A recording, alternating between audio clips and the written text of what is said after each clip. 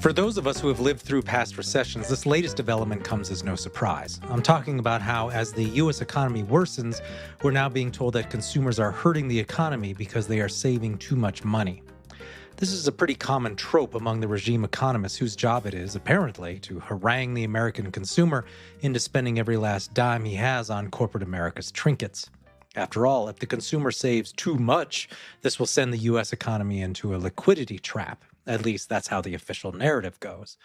Regular readers of Mises.org, of course, won't be shocked to hear that the alleged liquidity trap isn't real, and it's not at all a problem if consumers save money rather than spend it.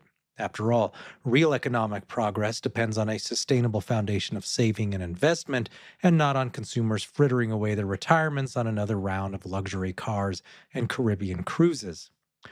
Back in 2001, though, in the days of the dot-com bust, then Vice President Dick Cheney said that Americans who were falling on hard times ought to spend more and support the troops and the U.S. war effort and the war on terror by spending more money on retail goods.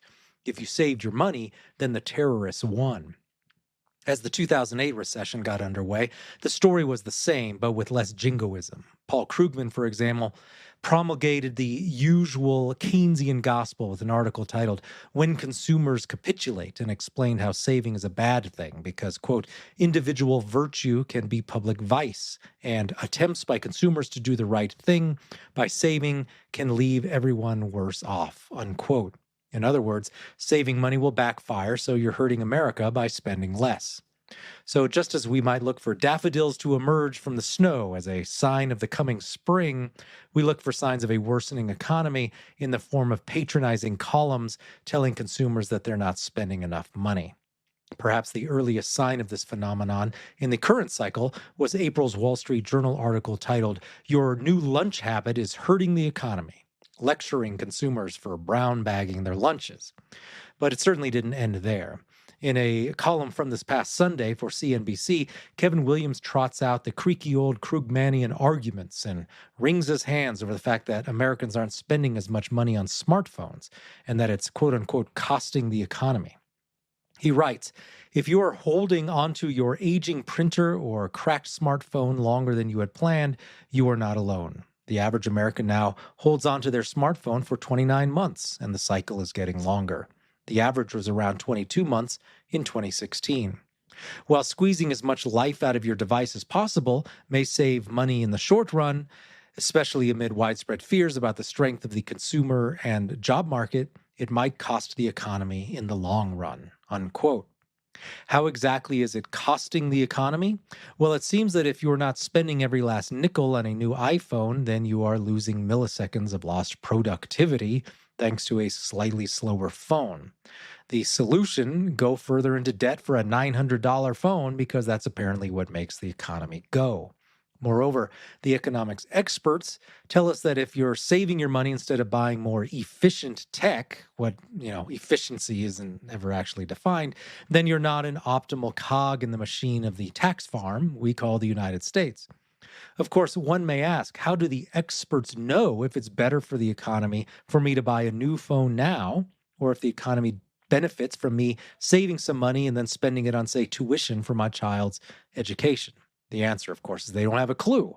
The usual media-quoted economists only claim to know these things because they have been trained to mindlessly come up with new reasons as to why it's always better for regular people to spend as much money as possible at all times. Again, this new call to buy newer smartphones is just the first sign of what is to come, as it becomes increasingly clear that consumers are tapped out. The early signs are there, such as rising delinquency rates for automobiles and credit cards, hiring is essentially flat, and the unemployment rate is rising, even as immigrants self-deport by the hundreds of thousands. October foreclosures were up year over year by 32%. We can expect more articles like this CNBC column moving forward with warnings about how consumers should spend more or else fall prey to the savings-induced evils of inefficiency or even outright recession. Now is a good time to remind ourselves, though, of why these calls for maximum and immediate spending get it wrong. The key to economic growth has never been spending as much money as possible on existing products and services right now. Rather, a vibrant economy can come from saving and investment, which will turn essential capital that is transformed into productive enterprises in the future. That is, a better economy in the future requires saving and investment now. There is no need to worry about the consumer saving their money too much. Bob Murphy explains, quote, "It will be useful to spell out exactly what happens in a market economy when consumers decide to save more of their income. The first thing to realize is that people do not decide to spend or not. Rather, they decide whether to spend in the present versus in the future. For example, imagine that thousands of people in a large city one day decide to skip their weekly restaurant outings in order to save up for a summer cruise. At first, it seems that this would hurt the economy. After all, local restaurants see their sales drop, and so they buy fewer items from their suppliers to lay off some workers. The suppliers and workers, in turn, have less income to spend, and so sales are hurt elsewhere, too. However, so long as the entrepreneurs involved in the cruise industry anticipate the eventual increase in demand for their services, they will exactly offset the above effects when they hire more workers and other items in preparation for the busy summer months. The new savings, which were previously spent on restaurants, drives down interest rates, perhaps allowing the cruise operators to borrow money and pay for an additional liner. Thus, the decision to save more doesn't reduce total income or employment once everyone adjusts to the new spending patterns. It is really no different from a scenario where thousands of people become health conscious and decide to spend their money on vegetables rather than fast food." Unquote.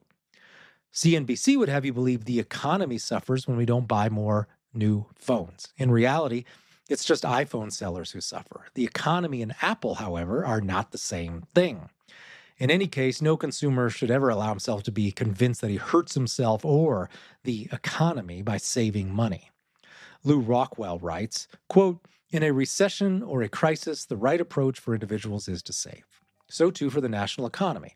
A looming recession will prompt a pullback in consumer spending as a rational response to the perception of economic troubles. This action does not cause the economy to fall into recession any more than more spending can save it from recession. The downturn is a fact that cannot be avoided.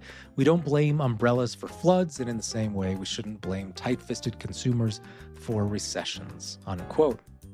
So there is no liquidity trap, and saving doesn't cause recessions, and we can safely ignore all the future media articles about how saving money is bad news for the economy.